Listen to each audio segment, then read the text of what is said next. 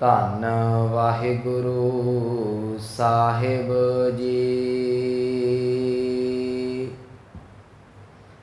ਇੱਕ ਓੰਕਾਰ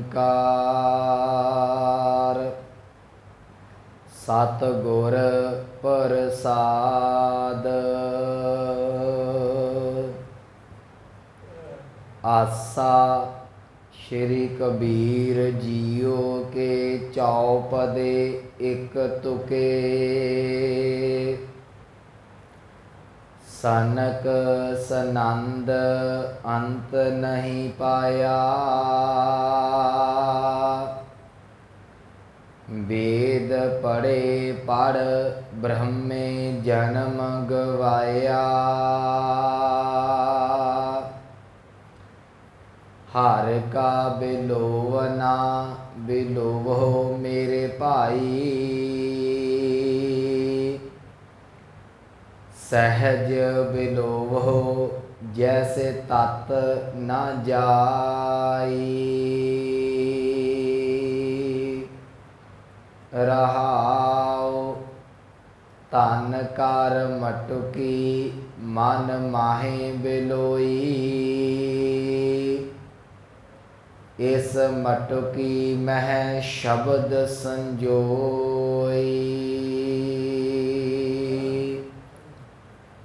हर का बिलोवना मन का बिचारा। गुर प्रसाद पावै अमृत धारा। कहो कबीर नदर करे जे मीरा।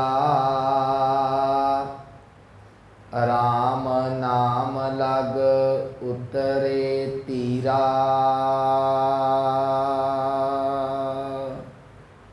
वाहिगुरु जी का खालसा वाहिगुरु जी की फतेह। परम सन्मानयोग सतगुरु गुरु ग्रंथ साहिब महाराज जी दी पावन हजूरी दे अंदर सुभाएमान सतसंगी जनों वडभागे हो, जो सतगुरां दी रहमत बख्शिश हासिल कर रहे जे। चल रही लड़ीवार धन साहिब श्री गुरु ग्रंथ साहिब महाराज जी दी पावन विचार।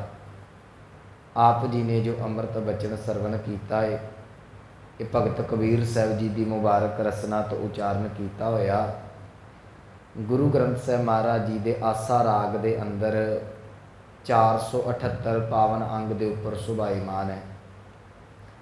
अज इस पावन शब्द के विच कबीर साहब जी परमेश्वर की बंदगी का जिहड़ा है सानू वो तरीका पे दसदे ने। कहन लगे भलिया तू धार्मिक ग्रंथ पढ़दा है, बड़ी चंगी गल है। कह लगे इन्हां ग्रंथां नूं पढ़ के इन्हां तो कुछ सिक्ख्या लै। वो सिक्ख्या की है जी? परमेश्वर का नाम, उहदा सिमरन, उहदी बंदगी। कह लगे तू टेक के ना परमात्मा का नाम जपिया कर। कबीर साहब ने जिहड़े अज शब्द वरते ना, इहदे विच आरंभ दे विच जिक्र ब्रह्मा का भी आया कि उन्हें वेद पढ़े पर अंत नहीं पा सके। मैं एक बेनती करा, जिहड़ी बाणी है जां जिहड़े साडे धार्मिक ग्रंथ ने, जदों असीं इन्हां नूं पढ़दे हां, जदों गुरु ग्रंथ साहिब नूं तुसीं पढ़ोगे ना, तकरीबन हरेक शब्द दे विच परमेश्वर दे सिमरन की हिदायत कीती हुई है कि भलिया तू परमात्मा का नाम जप, नाम जप। हुण नाम जपण बारे गुरमत दे दो नज़रिए ने खास करके। एक नज़रिया बाणी ये गल कहिंदी है कि तू टिक के बैठ के नाम जप। दूसरे पक्ष दे विच बाणी कहिंदी है कि तू तुरदिया फिरदिया जिहड़ा उदों नाम जपना है। क्योंकि अज कबीर साहब ने कहा कि हर का बिलोवना बिलोवो मेरे भाई, सहज बिलोवो जैसे तत न जाए। हुण मनुख इत्थे आण के थोड़ा जिहा चक्करां च पै जांदा कि नाम जपना किवें असल दे विच। क्योंकि सिक्खी नूं बड़े पासियां दे उत्ते जिहड़ा ना वो लुटिया जा रहा है। कोई कह रहा इदां नाम जपो, कोई कह रहा इवें नाम जपो। पर इत्थे जिहड़ी कबीर साहब ने उदाहरण अज एक दुध की दिती है, मक्खन की दिती है, आपां उस उदाहरण बना के मैं दो बेनतियां कर देवां फिर विचार वल आउणा।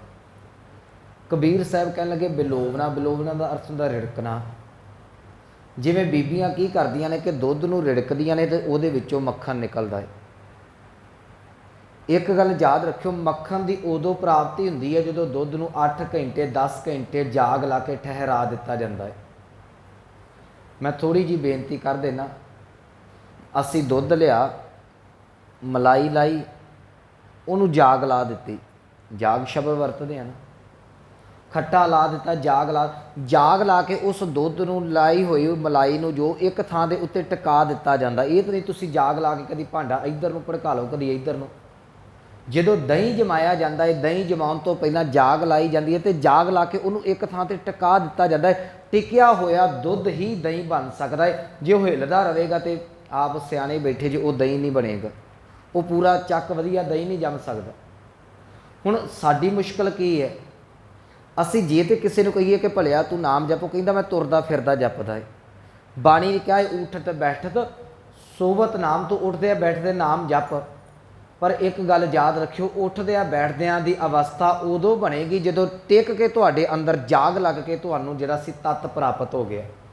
हुण बीबी ने दही जमाया, चलो जाग ला के उस जिहड़ा मखनी सी जां जिहड़ी मलाई सी जाग लाई, वो जम गया। उस तो बाद उहनूं भांडे दे विच पा के, चाटी दे विच पा के उहनूं रिड़किया जांदा है। रिड़कण तो बाद, मेहनत करन तो बाद जाके तत्त निकलदा, फिर जिहड़ा वो मक्खन निकलदा। मक्खन नूं पिघला के असीं घिओ बना लैंदे। फिर घिओ नूं तुसीं जिथे मर्जी वरत सकदे जे, मठियाइयां दे विच, घरां दे खाण पीण दे प्रशादे, दाल सब्जी दे विच।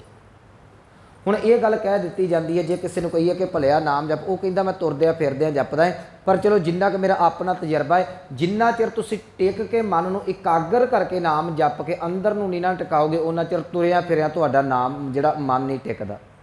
मैं उदाहरण दे देना, असीं जदों बाणी पढ़दे नाम जपदे है ना, तुसीं वेखो तुहाडे शरीर दे टिकण दे नाल मन दे विच कई वारी खंडाव बनिया हुंदा है। शरीर तुहाडा चौंकड़ा मार के बैठा होया है, मन जिहड़ा बाजार दे विच है। जे शरीर बैठा होया मन बाजार दे विच है, तो ये कित्थों तुसीं कह लोगे कि बाजार दे विच तुरे फिरे होए शरीर दा मन जिहड़ा बाणी च टिक जाएगा। बाणी दे विच मन टिकदा है, पर उन्होंने टिकण तो पहला तुहानूं स्टैप पुट्टना पवेगा। आप बैठ के बंदगी जिहड़ी उन्होंने करनी पैनी है, टिक के परमेश्वर का नाम जपना पैना है। टिक के दा भाव है चौंकड़ा लावे। रहत मर्यादा भी कहती है कि जिहड़ा गुरु का सिख है वो अमृत वेले जाग के पैर रात रहिंदी इशनान करे, एक अकाल पुरख वाहिगुरू का ध्यान करता है, गुर मंत्र ते मूल मंत्र का अभ्यास करे। तू अभ्यास कर, इन्ना अभ्यास कर जा तेरे श्वासां दे विच नाम चलण लग पे। जिस दिन श्वासां दे विच नाम चलण लग पे ना, फिर गुरु रामदास जी का बचन पढ़ देवां, वो कहंदे तू उठदे बैठदे जिथे भी नाम ध्यावेगा तेरा उत्थे भी प्रवान हो जाना। पर पहला तेनों टिक के बैठना पैना है। साडा बच्चा 10 साल 12 साल स्कूल दे विच रैगूलर जाता है, वो बगैरता जिहड़ा है उहदा डिसिपलिन नूं फॉलो करता है। क्लास जाता, उहदी यूनीफॉर्म है, वो हरेक चीज पीरियड नूं मिस नहीं कर सकता। स्कूल वाले ध्यान रखते हैं, जिन्हों यूनीवर्सिटी दे विच जांदा है उत्थे रूल चेंज हो जाते हैं। उत्थे उहदी मर्जी है, बस्ता ते कोई खड़दा नहीं, उहदी मर्जी है किताब खड़े, उहदी मर्जी है फिर के आ जे, वो एंट्री करेगा घूम फिर के आ सकता, पर स्कूल च नहीं फिर सकते। स्कूल च तुहानूं डिसिपलिन मनना पवेगा। क्यों? टीचर नूं भी पता है इनू 10-12 साल बिठा के मैं पढ़ा देवां, एक बार ये खाने दे विच मूल गल्लां पै गईयां, उस तो बाद सियाणा हो जाएगा तो तुरद्या फिरद्या ही ये अपनी पढ़ाई सहजे कर जाएगा। वो गुरु रामदास जी का बड़ा प्यारा बचन है, जिहड़ा मैं कहना चाहुंदा कि लगे गुर सतपुर का जो सिख अखाए। जे तू सिख अखाउना तेरे वास्ते ये जरूरी है। गुर सतगुर का जो सिख अखाए, सो भल के उठ हर नाम ते आवे। तू आराम दे नाल बैठ के अमृत भल के अर्थ करांगे अमृत वेला, अमृत वेले उठ के परमेश्वर का नाम जपी, उद्यम करे भल के प्रभाती इशनान करे, अमृत सर नहावे, फिर चढ़े दिवस गुरबाणी गावे। अगे शब्द जाके आउंदा जी बहिंदे उठदे हर नाम ते आवे। पहला तेनों टिक के नाम जपना पवेगा। जिस वेले टिक के नाम जप लिया तो अंदर अवस्था ये बन जाती है जिन्होंने सतगुरां दी बाणी कहती है कि गुरमुख रोम रोम हर ते आवे। फिर सिख जिहड़ा जग्यासू उन्होंने रोम रोम जपन लग पैंदा है।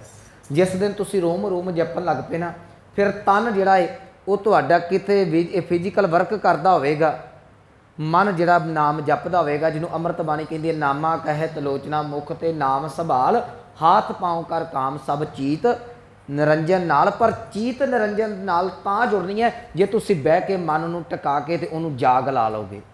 जे जाग नहीं लाई जा सकती, जे तुसी टिका नहीं मानू सकते, टिकिया टिकन तो बिना दुध का दही नहीं जे बन सकता, अपने मन नूं टिकाउण तो बिना तुहाडा मन बंदगी वाले पासे नहीं जा सकता। ये बड़ा अवैड़ा है। ये की करदा जी, ये तुहानूं नाम जपण वाले पासे ला जांदा है। अज वेखो काउंटिंग वालियां मशीनां कई चलियां ने, उह तो असीं नाम जपदे हां। पहलां तो सिमरन माला वाला टाइप हुंदा सी, अजकल वो इलैक्ट्रिकल जिहा थोड़ा जिहा कुछ टाइप आ गया है। वो मशीन चली जाती है, काउंटिंग चलती है। मन की करदा, तुसीं दुकान ते बैठे मनके ते मनका बटन डप्पी जांदे जे, जुबान गुरु गुरु जप्पी जाती है। मन जिहड़ा सामने बाजार जिन्ना भी तुरदा फिरदा ना, सारिਆਂ ਦਾ हाल चाल पुछ के ते सामने दुकान के गले के पैसे गिन के भी वापस आ जाता है। ਇਹਦਾ भाव तेरा मनके ते मनके सुट्टण का कोई लाभ नहीं जिन्ना चिर तेरा मन नहीं टिका। जिस दिन मन टिक गया, याद रखियो उस दिन कबीर साहब कहणगे कि कबीर मेरी सिमरनी रसना उपर राम आद जुगादी सगल भगत ताको सुख विश्राम। उस दिन तो रसना ही तुहाडी माला बन जाएगी, तुहानूं बारी माला की लोड़ नहीं पैनी। सो ये नाम जपण के प्रति मैं तां बेनती कर दी कि सानूं पता लग जाए नाम जपना किवें है। सो अज जिहड़ी गल कबीर साहब जी कर रहे हैं, कहण लगे हर का बिलोवना बिलोहो मेरे भाई। बिलोवन का अर्थ मैं किया रिड़कना। पुराने समय की हुंदा सी कि जिहड़ियां माइयां सन वो दुध नूं रिड़कदियां सन, तो कबीर साहब अगे कह लगे सहज बिलोवो जैसे तत ना जाई। हुण जिहड़ी मधानी चलाई जाती ना, ये बड़े तरीके दे नाल चलाई जाती है। उन्होंने रस्सी बजी हुंदी है, दो डंडे जे लगे हुंदे ने, उन्होंने ईटी कहंदे ने। एक पासों खिंचिया जाता है आहिस्ता आहिस्ता आहिस्ता आहिस्ता तां चलाई जाती है कि जिहड़ा मक्खन है किते लस्सी दे विच घुल ना जाए। जे उन्होंने बहुत फास्ट तुसीं कर दोगे ना, वो मक्खन कई बार निकलदा निकलदा लस्सी दे विच घुल जाता है। कबीर साहब कहंदे तू नाम जप इन्नी क सहज दे नाल जपी, वो जपिया होया तेरे रोम रोम दे विच टिक जावे। ये ना होवे कि तैनूं पता ही ना लगे तू रसना तू पढ़दा की गया है, वो पढ़िया होया किते तेरा तोता रटन ना बन जावे। इहनूं मैं होर सौखा कर देवां। दो तरह का मींह पैंदा है। एक मींह जिहड़ा झड़ी लगदी है, एक मींह मौले धार हुंदा है।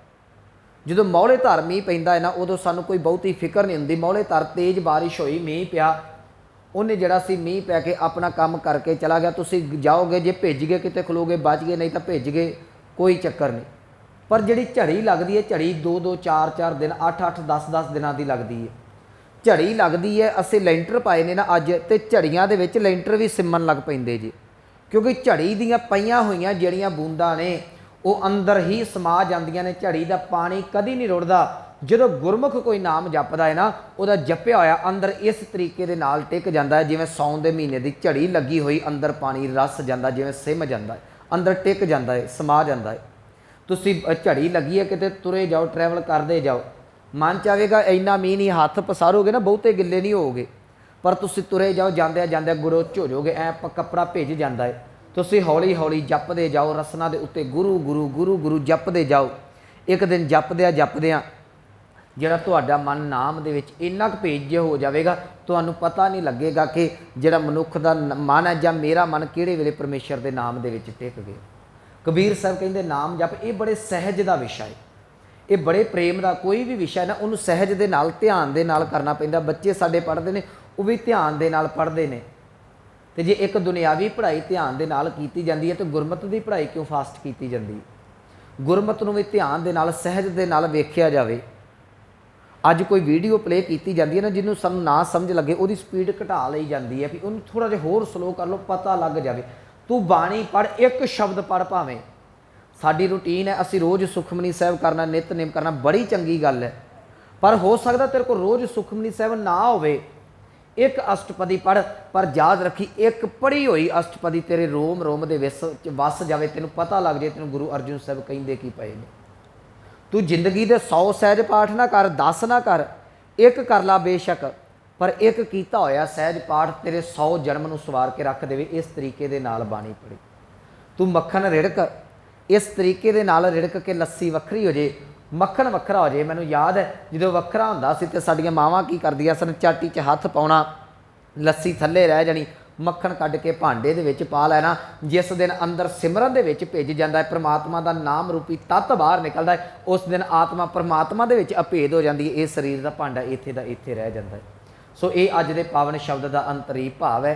कबीर साहब आरंभ च बख्शिश करते हैं, एक ओंकार सतगुर प्रसाद। ये मूल मंत्र गुरु अर्जुन साहब महाराज जी ने दर्ज किया। ये गुरु ग्रंथ साहब के 524 वार आया है। ਇਹਦਾ ਅਰਥ ਕਰਾਂਗੇ ਪਰਮਾਤਮਾ ਇੱਕ ਹੈ, ਅਦੁੱਤੀ ਬ੍ਰਹਮ, ਉਹਦੀ ਪ੍ਰਾਪਤੀ ਸਤਿਗੁਰਾਂ ਦੀ ਦਇਆ ਕਿਰਪਾ ਦੇ ਨਾਲ ਹੋਣੀ ਹੈ। ਅੱਗੇ ਸ਼ਬਦ ਹੈ ਰਾਗ ਆਸਾ। ਇਹ ਆਸਾ ਕੱਲਾ ਆਸਾ ਲਿਖਿਆ, ਆਸਾ ਰਾਗ ਹੈ। ਸ੍ਰੀ ਕਬੀਰ ਜੀਓ ਕੇ ਸ਼੍ਰੀ ਕਬੀਰ ਸਾਹਿਬ ਜੀ ਦੇ ਚੌਪਦੇ ਇੱਕ ਤੁਕੇ।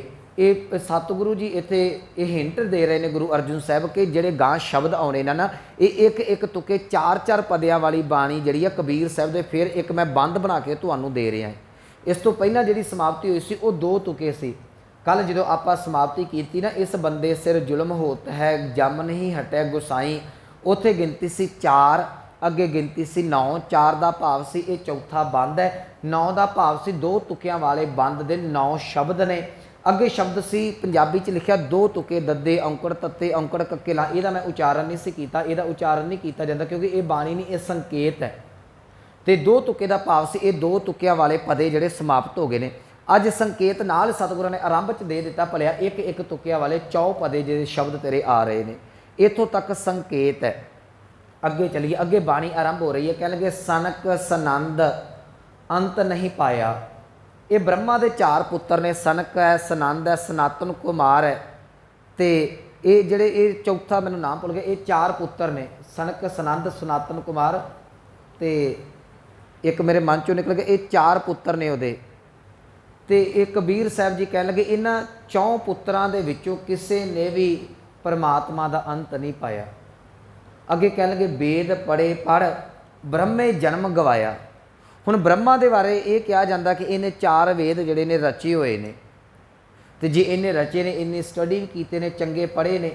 ਕਬੀਰ ਸਾਹਿਬ ਕਹਿੰਦੇ ਕਮਾਲ ਦੀ ਗੱਲ, ਜਿੰਨੇ ਰਚੇ, ਜਿੰਨੇ ਚੰਗੀ ਤਰ੍ਹਾਂ ਪੜ੍ਹੇ, ਉਹਨੇ ਵੀ ਜਿਹੜਾ ਸੀ ਪੜ੍ਹ ਕੇ ਜਨਮ ਵਿਰਥਾ ਗਵਾ ਦਿੱਤਾ, ਉਹਨੂੰ ਵੀ ਪਰਮਾਤਮਾ ਦਾ ਅੰਤ ਨਹੀਂ ਲੱਭਾ। ਜਿਹੜੇ 4 ਵੇਦ ਨੇ ਨਾ, ਪੜ੍ਹੀ ਗਿਆ, ਉਹਨੂੰ ਵੀ ਅੰਤ ਨਹੀਂ ਪਾਇਆ ਗਿਆ, ਉਹਨੂੰ ਵੀ ਪਰਮਾਤਮਾ ਦਾ ਤੋੜ ਜਿਹੜਾ ਉਹ ਨਹੀਂ ਲੱਭ ਸਕਿਆ। ਸਾਡੇ ਨਾਲ ਵੀ ਇੱਦਾਂ ਹੁੰਦਾ ਹੈ, ਅਸੀਂ ਕਈ ਵਾਰ ਬਾਣੀ ਪੜ੍ਹੀ ਜਾਂਦੇ ਹਾਂ, ਲੜੀਆਂ ਅਖੰਡ ਪਾਠਾਂ ਦੀਆਂ ਚੱਲਦੀਆਂ ਨੇ। ਕਈਆਂ ਦੀ ਰੂਟੀਨ ਹੁੰਦੀ ਹੈ ਸਿੱਖਾਂ ਦੀ, ਬੜੀ ਬਾਣੀ ਪੜ੍ਹਦੇ ਨੇ, ਪੜ੍ਹੀ ਜਾ ਰਹੇ ਨੇ, ਪਰ ਇੰਨਾ ਅਜੇ ਤੱਕ ਸਿਧਾਂਤ ਦਾ ਸਮਝ ਨਹੀਂ ਲੱਗੀ ਕਿ ਗੁਰੂ ਗ੍ਰੰਥ ਸਾਹਿਬ ਦੀ ਬਾਣੀ ਸਾਨੂੰ ਜੀਵਨ ਕਿਹੋ ਜਿਹਾ ਬਖਸ਼ਦੀ ਪਈ ਹੈ।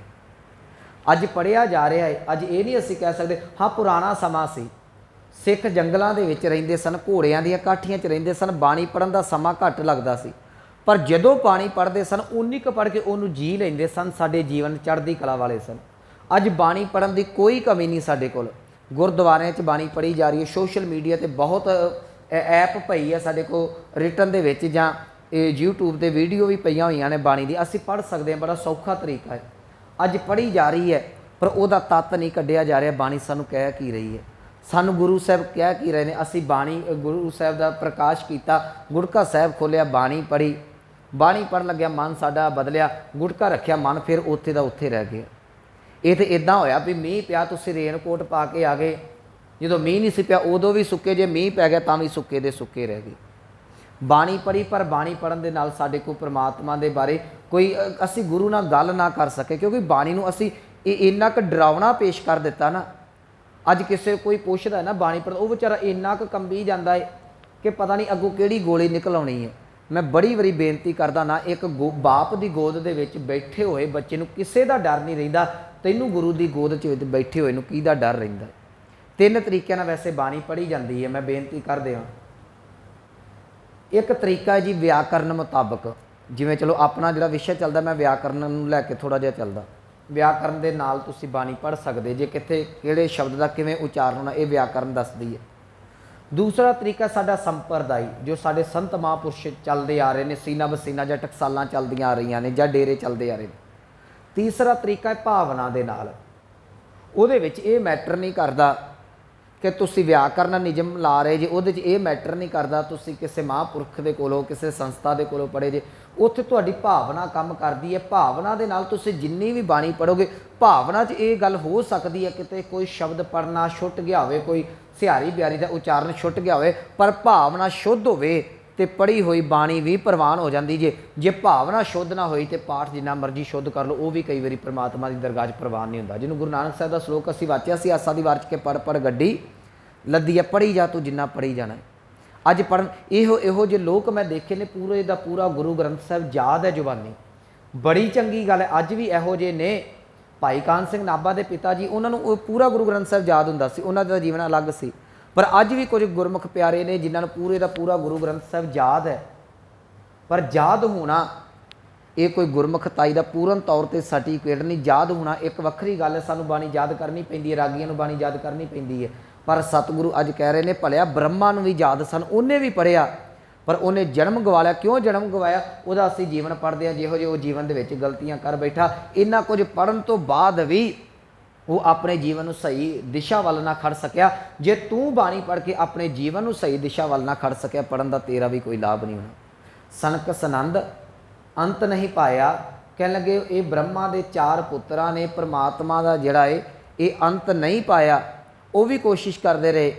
ਉਸ ਤੋਂ ਬਾਅਦ ਵੇਦ ਪੜ੍ਹੇ, ਪੜ੍ਹ ਬ੍ਰਹਮੇ ਜਨਮ ਗਵਾਇਆ। ਬ੍ਰਹਮਾ ਵੀ ਵੇਦਾਂ ਨੂੰ ਪੜ੍ਹਦਾ ਰਿਹਾ। ਇੱਥੇ ਇਹ ਨਾ ਅਰਥ ਸਮਝ ਲਿਓ ਕਿ ਵੇਦਾਂ ਨੂੰ ਗਲਤ ਕਹਿ ਰਹੇ ਜੇ, ਕਿ ਬਾਣੀ ਦਾ ਬਚਨ ਹੈ ਜੀ, ਇਹ ਵੇਦ ਕਤੇਬ ਕਹੋ ਮਤ ਝੂਠੇ ਝੂਠਾ ਜੋ ਨਾ ਵਿਚਾਰੇ।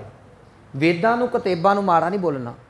ਮਾੜਾ ਉਹ ਹੈ ਜਿਹੜਾ ਇਹਨਾਂ ਦੇ ਮੁਤਾਬਕ ਚੱਲਣ ਦਾ ਯਤਨ ਨਹੀਂ ਕਰਦਾ। ਸੋ ਇੱਥੇ ਕਬੀਰ ਸਾਹਿਬ ਕਹਿੰਦੇ ਬ੍ਰਹਮਾ ਨੇ ਪੜ੍ਹੀ ਤੇ ਗਿਆ, ਪਰ ਉਹਨੇ ਜੀਵਨ ਦੇ ਵਿੱਚ ਕੁਝ ਖੱਟਿਆ ਨਹੀਂ। ਮੈਂ ਇੱਕ ਬੇਨਤੀ ਕਹਿ ਕੇ ਅੱਗੇ ਚੱਲਾਂ। ਗੁਰਮੁਖੋ, ਅਸੀਂ ਬਾਣੀ ਪੜ੍ਹਦੇ ਹਾਂ, ਬਹੁਤ ਚੰਗੀ ਗੱਲ ਹੈ। ਸਿੱਖ ਰੂਟੀਨ ਦੇ ਨਾਲ ਬਾਣੀ ਪੜ੍ਹੇ, ਸਹਿਜ ਪਾਠ ਕਰੇ, ਪਰ ਉਹਦੇ ਵਿੱਚੋਂ ਜੇ ਤੁਹਾਨੂੰ ਸਿੱਖਿਆ ਨਹੀਂ ਨਾ ਮਿਲਦੀ, ਉਹਦਾ ਕੋਈ ਲਾਭ ਨਹੀਂ। ਜੇ ਇੱਕ ਬੱਚਾ ਸਕੂਲ ਦੇ ਵਿੱਚ ਜਾਂਦਾ, ਮੈਂ ਅਕਸਰ ਉਦਾਹਰਨ ਦਿੰਦਾ ਹੈ, ਇੱਕ ਉਹਦਾ ਹੀ ਸਾਥੀ ਸਾਡੇ ਕੋਲ ਖੇਡਦਾ ਪਿਆ ਹੈ। ਜੇ ਸਕੂਲ ਜਾਣ ਵਾਲਾ ਬੱਚਾ ਵੀ ਰੁੱਖਾ ਬੋਲਦਾ ਹੈ, ਉਹ ਵੀ ਚੋਰੀ ਕਰਦਾ ਹੈ, ਉਹਦੀ ਵੀ ਜ਼ੁਬਾਨ ਭੱਦੀ ਸ਼ਬਦਾਵਲੀ ਜਿਹੜੀ ਬੋਲਦੀ ਹੈ।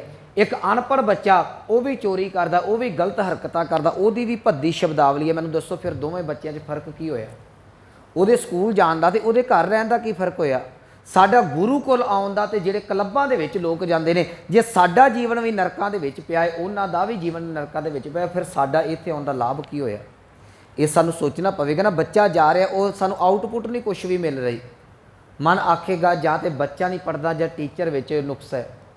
ਸਿੱਖ ਗੁਰੂ ਕੋਲ ਆਉਂਦਾ ਹੈ, 10 ਸਾਲ ਹੋ ਗਏ, 20 ਸਾਲ ਹੋ ਗਏ, 40 ਸਾਲ ਹੋ ਗਏ, ਉਦੋਂ ਵੀ ਆਣ ਕੇ ਮੱਥਾ ਟੇਕ ਕੇ ਦੇਗ ਲੈ ਕੇ ਚਲਿਆ ਜਾਂਦਾ ਸੀ। ਅੱਜ 40 ਸਾਲਾਂ ਬਾਅਦ ਆਣ ਕੇ ਵੀ ਮੱਥਾ ਟੇਕ ਕੇ ਦੇਗ ਲੈ ਕੇ ਚਲਿਆ ਜਾਂਦਾ। ਜਾਂ ਤੇ ਤੂੰ ਗੁਰੂ ਕੋਲ ਨਹੀਂ ਆ ਰਿਹਾ, ਤੇ ਜਾਂ ਤੈਨੂੰ ਗੁਰੂ ਉਪਦੇਸ਼ ਨਹੀਂ ਸੁਣਾ ਰਿਹਾ। ਕਿਤੇ ਨਾ ਕਿਤੇ ਗਲਤੀ ਜ਼ਰੂਰ ਹੈ, ਕਿਤੇ ਨਾ ਕਿਤੇ ਉਹ ਕਮੀ ਹੈ ਜਿਹੜੇ ਤੇਰਾ ਗੁਰੂ ਦੇ ਜਿਹੜਾ ਤੇਰੇ ਉੱਤੇ ਗੁਰੂ ਦਾ ਅਸਰ ਨਹੀਂ ਹੋ ਰਿਹਾ। ਮੈਂ ਇੱਕ ਉਦਾਹਰਨ ਦੇਵਾਂ। ਅਸੀਂ ਕਹਿੰਦੇ ਹਾਂ ਪੱਥਰ ਦੇ ਉੱਤੇ ਪਾਣੀ ਦਾ ਕੋਈ ਅਸਰ ਨਹੀਂ, ਪਰ ਤੁਸੀਂ ਵੇਖਿਓ ਕਈ ਸਰਕਾਰੀ ਜਿੱਥੇ ਟੂਟੀਆਂ ਲੱਗੀਆਂ ਹੁੰਦੀਆਂ ਨੇ ਨਾ, ਤੇ ਉੱਥੇ ਸਰਕਾਰੀ ਟੂਟੀ ਤਕਰੀਬਨ ਖਰਾਬ ਹੀ ਰਹਿੰਦੀ ਹੈ, ਪਾਣੀ ਟਪਕਦਾ ਰਹਿੰਦਾ ਹੈ। ਜਿੱਥੇ ਪਾਣੀ ਟਪਕਦਾ ਰਵੇ, ਸੜਕਾਂ 'ਤੇ ਹੁੰਦੀਆਂ ਨੇ, ਉੱਥੇ ਪੱਥਰਾਂ ਦੇ ਵਿੱਚ ਵੀ ਛੇਕ ਹੋ ਜਾਂਦੇ ਜੇ। ਪਾਣੀ ਬੂੰਦ ਬੂੰਦ ਪਾਈ ਜਾਓ, ਪੱਥਰ 'ਚ ਵੀ ਛੇਕ ਕਰ ਦਿੰਦਾ ਹੈ। ਦੂਜੀ ਉਦਾਹਰਨ ਦੇਵਾਂ, ਬੀਬੀਆਂ ਤਰਪਾਈ ਕਰਦੀਆਂ ਨੇ ਨਾ ਸੂਈ ਧਾਗੇ ਨਾਲ। ਸੂਈ ਕਿੰਨੀ ਮਜ਼ਬੂਤ ਹੈ, ਧਾਗਾ ਬਹੁਤ ਕਮਜ਼ੋਰ ਹੈ ਸੂਈ ਦੇ ਮੁਕਾਬਲੇ ਦੇ ਵਿੱਚ, ਪਰ ਇੱਕ ਬੀਬੀ ਸੂਈ ਦੇ ਵਿੱਚ ਰੋਜ਼ ਨਵਾਂ ਧਾਗਾ ਪਾ ਕੇ ਤਰਪਾਈ ਕਰਦੀ ਹੈ। ਹਾਂਡਦੀ ਇੱਕ ਦਿਨ ਸੂਈ ਦਾ ਨੱਕਾ ਟੁੱਟ ਜਾਂਦਾ ਹੈ। ਧਾਗਾ ਜਿਹੜਾ ਸੂਈ ਨੂੰ ਚੀਰ ਕੇ ਰੱਖ ਦਿੰਦਾ ਹੈ। ਜੇ ਧਾਗਾ ਸੂਈ ਨੂੰ ਚੀਰ ਸਕਦਾ ਹੈ, ਪਾਣੀ ਪੱਥਰ ਦੇ ਵਿੱਚ ਛੇਕ ਕਰ ਸਕਦਾ ਹੈ, ਤੇਰੇ ਉੱਤੇ ਬਾਣੀ ਦਾ ਅਸਰ ਕਿਉਂ ਨਹੀਂ ਹੁੰਦਾ ਪਿਆ? ਇਹ ਤੂੰ ਸੋਚ ਲੈ, ਕਿੱਥੇ ਕਮੀ ਕਿੱਥੇ ਆ ਰਹੀ ਹੈ? ਜਾਂ ਤੇਰੇ ਉੱਤੇ ਬਾਣੀ ਨਹੀਂ ਪੈ ਰਹੀ, ਤੇ ਜਾਂ ਬਾਣੀ ਦੇ ਵਿੱਚ ਨੁਕਸ ਹੈ। ਬਾਣੀ 'ਚ ਤੇ ਨੁਕਸ ਕੋਈ ਨਹੀਂ ਨਾ, ਨੁਕਸ ਤੇਰੇ ਵਿੱਚ ਹੈ। ਰਾਜੀ ਤੂੰ ਨਹੀਂ ਹੋ ਰਿਹਾ, ਡਾਕਟਰ ਦਵਾਈ ਦੇ ਰਿਹਾ, ਤੂੰ ਦਵਾਈ ਨਹੀਂ ਖਾ ਰਿਹਾ, ਇਹਦੇ 'ਚ ਡਾਕਟਰ ਦਾ ਕੋਈ ਕਸੂਰ ਨਹੀਂ ਹੈ। ਡਾਕਟਰ ਨੇ ਦਵਾਈ ਦਿੱਤੀ, ਤੂੰ ਘਰ ਜਾ ਕੇ ਸਰਾਣੇ ਰੱਖ ਲਈ, ਕਹਿੰਦਾ ਕੋਈ ਗੱਲ ਨਹੀਂ ਜੀ ਖਾ ਲਾਂਗਾ। ਜੇ ਉਹ ਹੁਣ ਡਾਕਟਰ ਨੇ ਦਵਾਈ ਤੋਂ ਨਹੀਂ ਖਾਣੀ ਹੈ, ਮੇਰੇ ਵਰਗੇ ਦਾ ਗਲਾ ਖਰਾਬ, ਕਹਿੰਦਾ ਡਾਕਟਰ ਕਹਿੰਦਾ ਪਰਹੇਜ਼ ਕਰਦਾ, ਅਸੀਂ ਪਰਹੇਜ਼ ਨਹੀਂ ਕਰਦੇ, ਉੱਥੇ ਡਾਕਟਰ ਨਹੀਂ ਕੁਝ ਕਰ ਸਕਦਾ। ਕਬੀਰ ਸਾਹਿਬ ਦਾ ਇੱਕ ਹੋਰ ਬਚਨ ਪੜ੍ਹ ਦੇਵਾਂ, ਕਬੀਰ ਸਾਚਾ ਸਤਿਗੁਰ ਕਿਆ ਕਰੇ ਜਿਉਂ ਸਿੱਖਾਂ ਮੈਂ ਚੂਕ। ਉੱਥੇ ਸੱਚਾ ਗੁਰੂ ਕੀ ਕਰੇਗਾ? ਜਿੱਥੇ ਕਮੀ ਤੇਰੇ ਵਿੱਚ ਹੈ, ਤੂੰ ਸੁਧਰਨ ਦਾ ਯਤਨ ਨਹੀਂ ਕਰ ਰਿਹਾ, ਉੱਥੇ ਗੁਰੂ ਦਾ ਸ਼ਬਦ ਤੇਰੇ ਦੇ ਉੱਤੇ ਕੀ ਅਸਰ ਕਰੇਗਾ? ਤੈਨੂੰ ਆਪਣੇ ਆਪ ਨੂੰ ਨੀਵਾਂ ਹੋਣਾ ਪੈਣਾ ਹੈ, ਤੈਨੂੰ ਆਪਣੇ ਆਪ ਗੁਰੂ ਦਾ ਸ਼ਬਦ ਗ੍ਰਹਿਣ ਕਰਨਾ ਪੈਣਾ। ਇੱਥੇ ਕਬੀਰ ਸਾਹਿਬ ਜੀ ਕਹਿ ਰਹੇ ਨੇ, ਵੇਦ ਪੜ੍ਹੇ ਪਰ ਬ੍ਰਹਮੇ ਜਨਮ ਗਵਾਇਆ। ਬ੍ਰਹਮਾ ਨੇ 4 ਵੇਦਾਂ ਦਾ ਚੰਗੀ ਤਰ੍ਹਾਂ ਅਧਿਐਨ ਕੀਤਾ। ਇਉਂ ਕਹਿੰਦਾ ਉਹ ਵਿਆਖਿਆਕਾਰ ਸੀ, ਕਥਾਵਾਚਕ ਸੀ ਵੇਦਾਂ ਦਾ। ਪਰ ਕਬੀਰ ਸਾਹਿਬ ਕਹਿ ਲਗੇ ਫਿਰ ਵੀ ਉਹਨੇ ਆਪਣਾ ਜਨਮ ਗਵਾ ਦਿੱਤਾ। ਕਿਉਂ ਗਵਾਚ ਗਿਆ? ਕਿਉਂਕਿ ਜੋ ਉਹਨੇ ਪੜ੍ਹਿਆ ਉਹਨੂੰ ਜੀਵਨ ਦੇ ਵਿੱਚ ਕਮਾ ਨਾ ਸਕਿਆ। ਸਾਡਾ ਵੀ ਇਹੋ ਹਾਲ ਹੈ, ਅਸੀਂ ਬੈਠ ਕੇ ਪੜ੍ਹੀ ਜਾਂਦੇ ਹਾਂ, ਜੀਵਨ ਦੇ ਵਿੱਚ ਕਮਾਉਂਦੇ ਕੋਈ ਨਹੀਂ, ਉਹਦਾ ਕੋਈ ਲਾਭ ਨਹੀਂ ਹੈ। ਮੈਨੂੰ ਤੇ ਮੇਰੇ ਸੇਵਾਦਾਰ ਵੀ ਕਈ ਵਾਰੀ ਹੱਸਦੇ ਹੁੰਦੇ, ਬਾਬਾ ਜੀ ਤੁਸੀਂ ਲੋਕਾਂ ਨੂੰ ਸੁਣਾਉਂਦੇ ਦੇ, ਤੁਹਾਡੇ ਪੱਲੇ ਤੇ ਕੱਖ ਨਹੀਂ। ਮੈਂ ਮੰਨਦਾ, ਮੇਰੀ ਇੱਕ ਆਦਤ ਹੈ, ਮੈਂ ਮੰਨ ਜਾਂਦਾ ਹੁੰਦਾ ਕਿ ਮੈਂ ਗਲਤ ਹਾਂ, ਮੈਂ ਵਾਕਈ ਬਹੁਤ ਗਲਤ ਹਾਂ। ਪਰ ਯਾਦ ਰੱਖਿਓ, ਕਹਿਣ ਦੇ ਨਾਲ ਕੁਛ ਨਹੀਂ ਹੋਣਾ। ਜਿੰਨਾ ਚਿਰ ਤੁਸੀਂ ਕਮਾਉਂਦੇ ਨਹੀਂ, उन्ना चिर इस बाणी दे उत्ते तुसी कल बाणी का कसूर नहीं कढ़ सकते कि मैं इन्ना चिर बाणी पढ़ी, बाणी ने असर नहीं किया। दवाई तू नहीं खाधी, इस दवाई का कोई कसूर नहीं। बाणी तू नहीं पढ़ी, तेरे हिरदे दे विच बाणी नहीं गई, उसका कोई फायदा नहीं। एक होर मेरे मन च चलो एक होर उदाहरण देता, मैनूं हुंदा गल पूरी पूरी स्पष्ट हो जे। हुण कई बारी मन च आवेगा कि बंदा बाणी तो पढ़दा है ना, चलो थोड़ा बहुता तो फिजिकल वर्क तो कर ही रहा है ना, नहीं मन दे विच बाणी जा रही तो पढ़ी तो जा रही है ना, अखां दे विचों तो निकल रही, उहदा की असर होवेगा? उहदा असर ये है कि तुसी प्यास लगी होवे, बहुत प्यास लगी है गर्मी दे विच, किते आए जे पानी का घुट भरो तो मूँह दे विच रखो, जिन्ना चिर मर्जी रखी जाओ, की प्यास बुझ जाएगी? बुल गिले हो सकते हैं, जोड़े बुल गर्मी के नाल सुक गए ना, वो गिले हो गए, जुबान तालू नूं लग रही, वो थोड़ी जी कंट्रोल च आ गई, पर प्यास नहीं बुझी। प्यास उदों बुझनी है जो पानी अंदर जाएगा। साडा फिजिकल वर्क है, बाणी नूं पढ़ रहे हैं, लोग कहेंगे बंदा बाणी बड़ी पढ़दा, पर गुरु आखेगा मेरे तक तो पहुँची कोई नहीं अजे तक। सो इत्थे कबीर साहब कह लगे, कहिंदे परमात्मा का अंत ग्रंथां नूं पढ़न दे नाल नहीं आउणा। ब्रह्मा ने बड़े ग्रंथ पढ़े ने, असी तो की कर सकते, साढ़े तो कई गुणा ज़्यादियां, चलो हैगी हिंदू मैथोलॉजी है, जे आप मन भी लईए साढ़े तो कई गुणा ज़्यादियां उम्रां ने उन्हां दियां, सारी उम्र वो पढ़ता रहा। असी तो 2 घंटे भी बाणी नहीं पढ़ते। सुखमनी साहब नूं कोई टेक के लावे ना तो 2 घंटे लगते हैं, तो जिहड़ी साडी स्पीड हुंदी है ना वो पौना घंटे च हो जाती है, तो कईयां ने तो पटा चाढ़िया हुंदा भी अद्धे घंटे च ही सुखमनी साहब करके तो वेले हो जाते हैं। मैं इत्थे ये नहीं कह रहा बाणी पढ़नी गलत है, पर साडे उत्ते असर नहीं हो रहा। कबीर साहब कह लगे ब्रह्मा भी पढ़ता रहा, उहदे ते भी असर नहीं होया। आओ तुहानूं मैं दसा करना की है। कबीर साहब जो समझा रहे हैं, वेद पढ़े पर ब्रह्मे जन्म गवाया, ब्रह्मा पढ़ता रहा उन्हें जन्म गवा लिया। अगे कह लगे हर का बिलोवना बिलोवो मेरे भाई। असल दे विच करना की सी, जो बाणी ने कहा उन्होंने प्रैक्टिकल अपनाउणा सी। बाणी ने जो कह दिता, तुसी जपजी साहब पढ़िया, उन्हें जो कह दिता उन्होंने तुसी प्रैक्टिकल अपनाउणा सी। पर असी जपजी साहब पढ़ते गए, सुखमनी साहब पढ़ते गए, रह रस पढ़ते गए, उन्होंने प्रैक्टिकल ना अपनाया। बाणी का कोई भी शब्द लाओ, मुश्किल तो इस गल ते ना असी सर्च नहीं करते। जे कोई हुणे मैं तुहानूं कह देना कि फलाने सिंगर का बड़ा सोहना गाना आया, तुसीं मेरे ते यकीन नहीं करना, उस वेले सर्च कर लेनी, सुनी लईए बाबा ने पता नहीं चंगी गल ही दसी होवे। पर असी रोज़ कहने कि खुद बाणी ते सर्च करो, वो नहीं की जाती। मैं फिर एक छोटी जी उदाहरण दे के इस विषय वाल आवां, असी किवें इहदे चों तत्त किवें मक्खण किवें कड्ढना है। एक कोशिश करिया करो, 24 घंटे ने ना साढ़े को सारी दिहाड़ी 24 घंटे खुली मस्ती कर लो, मैं नहीं रोकदा। 10 मिनट कढ़ लो गुरु वास्ते, चलो नितनेम करना ना, जो तुहाडी रूटीन है उस तो लैदा 10 मिनटां दे विच एक शब्द लाओ, एक बंद लै लो, 4 पंक्तियां दा, 8 पंक्तियां दा, 10 पंक्तियां दा एक बंद, एक शब्द लै लो, उन्होंने पढ़ो, खुद पढ़ो, किसी ने कोलों ना पुछो। उस तो बाद अज इंग्लिश दे विच भी सटीक मिलता है, तो पंजाबी च भी तो हिंदी च भी मिलते हैं, मोबाइल च बहुत ऐप ने, उहदे तुसीं अर्थ पढ़ो। अर्थ पढ़न तो बाद मोबाइल भी बंद कर दिओ ते पोथी भी बंद कर दिओ। अपने मन दे विच विचारो कि इस शब्द दे विच गुरु साहब ने कहा कि इन्ना ते सानूं समझ लग जाएगी ना भी बाणी कह की रही है। जे अज असी चन्न तक पहुँच सकते हैं पढ़ाई कर करके, तो बाणी चों नहीं कढ सकते बाणी की करी, तुहानूं समझ लगेगी। जिथे ना समझ लगे उत्थे किसी विद्वान की, किसी मेरे वर्गे ये माड़े मोटे कथावाचक की, जां किसी की हैल्प लई जा सकती है। वैसे खुद बाणी पढ़ो, एक दिन पढ़ते पढ़ते फिर नोटबुक लाओ, कापी लाओ, उत्ते तुसीं लिखोगे, तुहानूं पता लग जाएगा गुरु कहिंदा की है ते मैं कित्थे खलोता होया। तुहानूं पता लग जाएगा भी मैनूं गुरु साहब समझा की रहे ने। असी की करते हैं, असी 5 सुखमनी साहब कर ले, 10 जपजी साहब कर ले, इन्ने अहिदे पाठ कर ले, इन्ने अखंड पाठ करा दिते, लगातार लंबा समा हो गया पढ़दिआं नूं, अज तक पल्ले कुछ नहीं पिया होया। जे कोई सानू पुछ भी लवे ना, कोई गैर सिख आण के तुहानूं पुछ लवे गुरु ग्रंथ साहब च की है, की जवाब दोगे? तुसीं आखोगे मैनूं गुरु ग्रंथ साहब का पता नहीं, इन्ना पता प्रशाद बड़ा साडा स्वाद हुंदा है, साडे लंगर बड़ा स्वाद हुंदा है, जो अज एक रूप साडा बन चुका है। गुरु ग्रंथ साहब बारे बाबा जी नूं पता होवेगा, बाबा जी दसणगे की है। ये साडी कमजोरी है। चलो हੱਸਣ वाली गल नहीं, एक बच्चा स्कूल च जांदा है, उन्होंने तुसीं आण के पुछदे कि अज तेरी क्लास दे विच की पढ़ाया गया, तेरा सिलेबस की है, वो आखे कि मैडम नूं पता है, फिर आखेगा प्यो आखेगा पुत्त तेरे वास्ते मैं काहतों पैसे लाउणा। फिर सोचण वाली गल है ना भी जे तेरी मैडम नूं, जे तेरे सर नूं पता तेरा सिलेबस की बोलदा है, जे सिख कहंदा गुरु ग्रंथ साहब च की ये बाबे नूं पता होएगा, फिर असीं काहदे सिख होए? ये सोचण दी लोड़ है। कबीर साहब कहंदे हर का बिलोवना, इनू रिड़कना है। रिड़कन की मैं आरंभ च गल कह दी, जिवें बीबियां हौली हौली दुध रिड़कदियां ने ना, इदां बाणी नूं मंथन करना है, इनू रिड़कना है हौली हौली। हर का बिलोवना, ਬਿਲੋਵੋ ਮੇਰੇ ਭਾਈ, हे ਮੇਰੇ ਵੀਰ, ਪਿਆਰ ਦੇ ਨਾਲ ਇਹਨੂੰ ਰਿੜਕਿਆ ਕਰੋ, ਪਿਆਰ ਨਾਲ ਗੁਰੂ ਕੋਲ ਬਹਿ ਕੇ ਬਾਣੀ ਪੜ੍ਹਿਆ ਕਰੋ। ਇੱਕ ਮੈਂ ਹੋਰ ਗੱਲ ਕਹਿ ਦੇਵਾਂ, ਡਰਨ ਦੀ ਕੋਈ ਲੋੜ ਨਹੀਂ। ਕਈ ਵਾਰੀ ਨਾ ਸਾਡੇ ਮਨ 'ਚ ਹੁੰਦਾ ਕਿ ਮੈਂ ਇੱਦਾਂ ਬਾਣੀ ਪੜਾਂਗਾ ਸ਼ਾਇਦ ਪਾਪ ਲੱਗ ਜਾਏ ਇੱਦਾਂ। ਮੈਂ ਇੱਕ ਵਾਰੀ ਇੱਕ ਗੱਲ ਕਹੀ ਸੀ, ਸ਼ਾਇਦ ਆਪ ਨੂੰ ਯਾਦ ਹੋਵੇ, ਜੇ ਬਾਣੀ ਪੜ੍ਹਨ ਲੱਗਿਆ ਪਾਪ ਲੱਗਦਾ ਹੈ ਤੇ ਫਿਰ ਕੱਟਾਂਗੇ ਕਿੱਥੇ ਪਾਪ? ਇੱਕ ਗੱਲ ਹੈ ਵੀ ਮੈਂ ਬਾਣੀ ਪੜ੍ਹਨ ਲੱਗੇ ਮੈਨੂੰ ਪਾਪ ਲੱਗ ਗਿਆ, ਫਿਰ ਮੈਂ ਇਹ ਪਾਪ ਕੱਟਾਂਗਾ ਕਿੱਥੇ ਜਾ ਕੇ? ਬਾਹਰ ਮੈਂ ਪੁੱਠੇ ਕਰਮ ਕੀਤੇ, ਉਹਦਾ ਤਾਂ ਮੈਨੂੰ ਪਾਪ ਲੱਗ ਗਿਆ, ਗੁਰੂ ਕੋਲ ਆਣ ਕੇ ਬਖਸ਼ਾ ਲਿਆ ਵੀ ਮੈਂ ਗਲਤੀ ਕੀਤੀ ਮੈਨੂੰ ਬਖਸ਼ ਦਿਓ। ਪਰ ਜੇ ਗੁਰੂ ਕੋਲ ਆਣ ਕੇ ਪਾਪ ਲੱਗਦਾ ਏ ਫਿਰ ਕਿੱਥੇ ਜਾਓਗੇ? ਬੱਚਾ ਬਾਹਰ ਫਿਰਦਾ ਏ, ਲੋਕ ਝਿੜਕਦੇ ਨੇ, ਮਾਂ ਦੀ ਗੋਦ 'ਚ ਆਉਂਦਾ, ਜੇ ਮਾਂ ਵੀ ਪਿਆਰ ਨਾ ਕਰੇ ਫਿਰ ਬੱਚਾ ਕਿੱਥੇ ਜਾਊਗਾ? ਜੇ ਤੁਸੀਂ ਗੁਰੂ ਕੋਲ ਆਣ ਕੇ ਵੀ ਡਰਦੇ ਰਹੇ, ਗੁਰੂ ਨੂੰ ਵੀ ਇੱਕ ਇਹੋ ਜਿਹੇ ਸਾਫ ਤਰੀਕੇ ਨਾਲ ਪੇਸ਼ ਕਰ ਦਿੱਤਾ, ਪਤਾ ਨਹੀਂ ਕੀ ਚੀਜ਼ ਹੈ। ਗੁਰੂ ਬਹੁਤ ਪਿਆਰਾ ਸੀ। ਮੈਂ ਬੜੀ ਵਾਰੀ ਅਰਜ਼ ਕਰਦਾ ਹੁੰਦਾ, ਮਿੱਠ ਬੋਲੜਾ ਜੀ ਹਰ ਸੱਜਣ ਸੁਆਮੀ ਮੋਰਾ। ਉਹ ਬੜੇ ਪਿਆਰ ਦੇ ਨਾਲ ਗੱਲ ਕਰਦਾ ਹੈ। ਗੁਰੂ ਜਦੋਂ ਵੀ ਗੱਲ ਕਰੇਗਾ ਪ੍ਰੇਮ ਦੇ ਨਾਲ ਸਮਝਾਵੇਗਾ।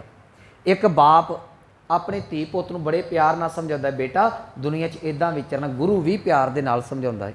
ਕਬੀਰ ਸਾਹਿਬ ਕਹਿੰਦੇ ਤੂੰ ਪਿਆਰ ਨਾਲ ਗੱਲ ਤੇ ਕਰਿਆ ਕਰ, ਤੈਨੂੰ ਤੇ ਆਦਤ ਪਈ ਉਖੜੀ ਘਵਾੜੀ ਵਾਂਗੂ ਪੈਣ ਦੀ, ਜਿਵੇਂ ਘਰਦਿਆਂ ਦੇ ਨਾਲ ਬਾਹਰ ਦੇ ਨਾਲ ਪੈਣਾ, ਇੱਦਾਂ ਤੂੰ ਬਾਣੀ ਪੜ੍ਹ ਕੇ ਚਲਿਆ ਜਾਂਦਾ, ਤੇਰੇ ਪੱਲੇ ਕੀ ਪੈਣਾ? ਕਹਿ ਲਗੇ ਹਰ ਕਾ ਬਿਲੋਵਨਾ, ਬਿਲੋਵੋ ਮੇਰੇ ਭਾਈ, ਤੇ ਇਸ ਤਰੀਕੇ ਨਾਲ ਬਿਲੋਵੀ, ਸਹਿਜ ਬਿਲੋਵੋ। ਬਿਲੋਵਲ ਦਾ ਅਰਥ ਕਰ ਦਿੱਤਾ ਮੈਂ ਰਿੜਕਣਾ।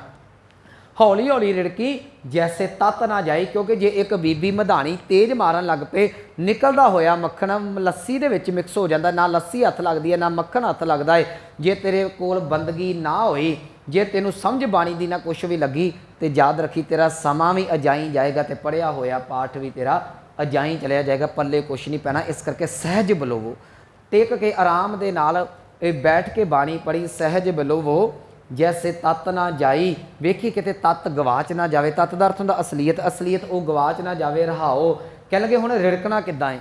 ਇਹ ਤਾਂ ਕਹਿ ਦਿੱਤਾ ਹੌਲੀ ਹੌਲੀ ਸ਼ਬਦ ਨੂੰ ਰਿੜਕੀ। ਰਿੜਕਣ ਦੀ ਗੱਲ ਅੱਗੇ ਦੱਸ ਰਹੇ ਨੇ, ਕਹਿ ਲਗੇ ਤਨ ਕਰ ਮਟਕੀ ਮਨ ਮਾਹੇ ਬਿਲੋਈ। ਮਟਕੀ ਦਾ ਅਰਥ ਕਰ ਲਈਏ ਉਹ ਭਾਂਡਾ ਜਿਹਦੇ ਵਿੱਚ ਦੁੱਧ ਪਾ ਕੇ ਰਿੜਕਿਆ ਜਾਂਦਾ। ਜਿਵੇਂ ਪੁਰਾਣੇ ਸਮੇਂ 'ਚ ਚਾਟੀ ਹੁੰਦੀ ਸੀ, ਅੱਜ ਜਦੋਂ ਦੀਆਂ ਬੱਤੀਆਂ ਵਾਲੀਆਂ ਆ ਗਈਆਂ, ਉਸ ਤੋਂ ਬਾਅਦ ਪਤੀਲੇ ਆ ਗਏ, ਤੇ ਹੁਣ ਤੇ ਪਿੰਡਾਂ 'ਚ ਪਤੀਲੇ ਵੀ ਨਹੀਂ ਰਹੇ, ਬੱਤੀ ਵਾਲੀਆਂ ਹੋਣ ਤੇ ਆਹ ਡੇਅਰੀ ਵਾਲੇ ਵਿਚਾਰੇ ਰਿੜਕਦੇ ਨੇ, ਪਿੰਡਾਂ 'ਚ ਦੁੱਧ ਰਿਹਾ ਕੋਈ ਨਹੀਂ। ਕਹਿਣ ਲੱਗੇ ਤਨ ਕਰ ਮਟਕੀ, ਆਪਣੇ ਇਸ ਤਨ ਨੂੰ ਉਹ ਭਾਂਡਾ ਬਣਾ ਲਾ ਜਿਹਦੇ ਵਿੱਚ ਸ਼ਬਦ ਦਾ ਜਿਹੜਾ ਦੁੱਧ ਪਾਉਣਾ ਹੈ। ਤਨ ਕਰ ਮਟਕੀ ਮਨ ਮਾਹੇ ਬਿਲੋਈ। ਬਿਲੋਈ ਦਾ ਅਰਥ ਹੈ ਮਧਾਣੀ। ਹੁਣ ਉਹ ਜਿਹੜਾ ਹੈ ਮਟਕੀ ਦੇ ਵਿੱਚ ਤੁਸੀਂ ਦੁੱਧ ਪਾ ਲਿਆ, ਰਿੜਕੋਗੇ ਤੇ ਫੇਰ ਹੀ ਮੱਖਣ ਨਿਕਲਣਾ ਹੈ ਨਾ। ਇਸ ਕਰਕੇ ਆਪਣੇ ਮਨ ਨੂੰ ਟਿਕਾ, ਮਨ ਦੀ ਮਧਾਣੀ ਚੱਲੂਗੀ ਤੇ ਗੁਰੂ ਦੇ ਸ਼ਬਦ ਨੂੰ ਰਿੜਕਿਆ ਜਾਣਾ ਹੈ। ਤਨ ਕਰ ਮਟਕੀ ਮਨ ਮਾਹੇ ਬਿਲੋਈ, ਇਸ ਮਟਕੀ ਮਹਿ ਸ਼ਬਦ ਸੰਜੋਈ। ਸੰਜੋਈ ਦਾ ਅਰਥ ਹੈ ਜਾਗ ਲਾਉਣੀ, ਜਿਹੜੀ ਮੈਂ ਪਹਿਲਾਂ ਆਰੰਭ 'ਚ ਕਿਹਾ। ਜਿਵੇਂ ਦੁੱਧ ਨੂੰ ਜਾਗ ਲਾਈ ਜਾਂਦੀ ਹੈ ਨਾ, ਥੋੜ੍ਹਾ ਜਿਹਾ ਖੱਟਾ ਲਾਉਣਾ ਪੈਂਦਾ ਹੈ। ਕਮਾਲ ਦੀ ਗੱਲ ਹੈ, ਕਿਲੋਆਂ ਦਾ ਕਿਲੋ ਦੁੱਧ ਹੁੰਦਾ ਹੈ, ਕਿਲੋ ਦੁੱਧ ਅਸੀਂ ਜਮਾਉਂਦੇ ਹਾਂ ਤੇ ਅੱਧਾ ਕੁ ਚਮਚਾ ਕੁ ਜਾਗ ਲਾਈ ਜਾਂਦੀ ਹੈ, ਸਾਰੇ ਦਾ ਸਾਰਾ ਦਹੀਂ ਬਣ ਜਾਂਦਾ ਹੈ। ਤੂੰ 10 ਮਿੰਟ ਬਹਿ ਕੇ ਪ੍ਰਮਾਤਮਾ ਦਾ ਨਾਮ ਜਪ, ਤੇਰਾ ਸਾਰੇ ਦਾ ਸਾਰਾ ਜੀਵਨ ਸਫਲ ਹੋ ਜਾਵੇਗਾ। ਜਿਹਨੂੰ ਗੁਰੂ ਅਰਜਨ ਸਾਹਿਬ ਕਹਿੰਦੇ ਕਿਨਕਾ ਏਕ ਜਿਸ ਜੀ ਬਸਾਵੇ। ਕਿਨਕੇ ਇੱਕ ਦੀ ਲੋੜ ਹੈ। ਜੇ ਤੁਸੀਂ ਇਹ ਥੋੜ੍ਹੀ ਹੈ ਵੀ 5 ਕਿਲੋ ਦਹੀਂ ਜਮਾਉਣਾ ਤਾਂ 5 ਕਿਲੋ ਜਾਗ ਲਾਉਂਦੇ ਜੇ, ਇੱਦਾਂ ਕਦੀ ਹੁੰਦਾ ਹੈ? ਨਹੀਂ ਹੁੰਦਾ। ਜਾਗ ਥੋੜ੍ਹੀ ਜਿਹੀ ਲਾਈ ਜਾਂਦੀ ਹੈ, ਦੁੱਧ ਜ਼ਿਆਦਾ ਹੈ, ਉਹ ਜਾਗ ਦੇ ਵਿੱਚ ਇੰਨੀ ਕੁ ਤਾਕਤ ਹੈ, ਸਾਰੇ ਦੁੱਧ ਨੂੰ ਦਹੀਂ ਦੇ ਵਿੱਚ ਤਬਦੀਲ ਕਰ ਦੇਵੇਗਾ।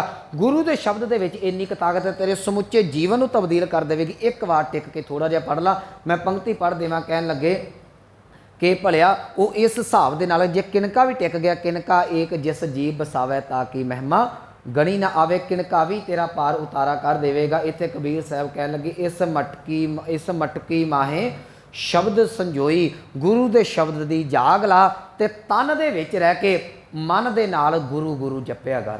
ਇਹ ਦੋ ਪੰਕਤੀਆਂ ਦਾ ਅਰਥ ਇਹ ਹੋਇਆ, ਸ਼ਬਦ ਨੂੰ ਜਪਣਾ ਹੈ ਮਨ ਦੇ ਨਾਲ, ਤਨ ਦੇ ਵਿੱਚ ਰਹਿ ਕੇ। ਉਹ ਕਿੱਦਾਂ?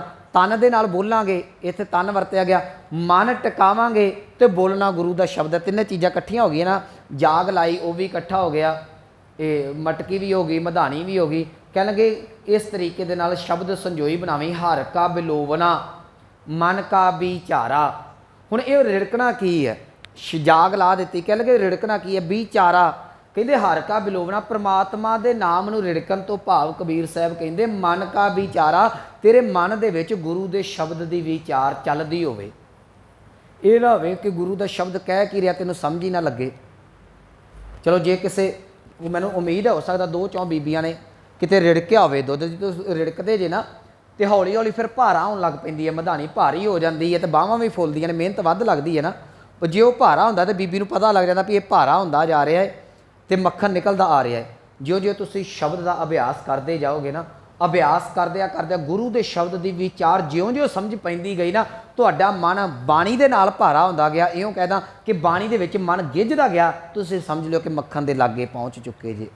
पर तुसीं तो बाणी इन्नी क तेज पढ़दे जे कि जिवें पानी दुध ऐ लीटर नूं घुमा के सुट्टीदा है। आपां चाह फेंटदे हैं ना डोरी दे नाल, मक्खन नहीं फेंटिया जाता, तत्त नहीं फेंटिया जाएगा।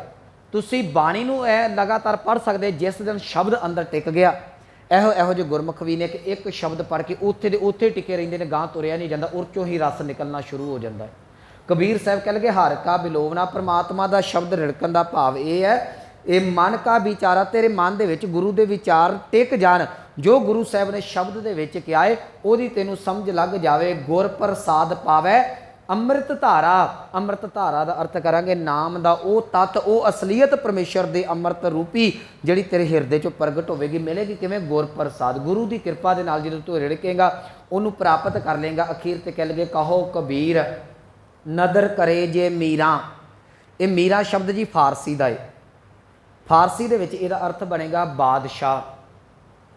पंजाबी च कन्वर्ट करोगे ये बनेगा पातशाह। असी पातशाह शब्द गुरु वास्ते वरतते हैं। बादशाह का अर्थ होंदा बदी का शाह, जुल्म जिहड़ा करदा, जिवें औरंग बादशाह होया, जहांगीर बादशाह होया।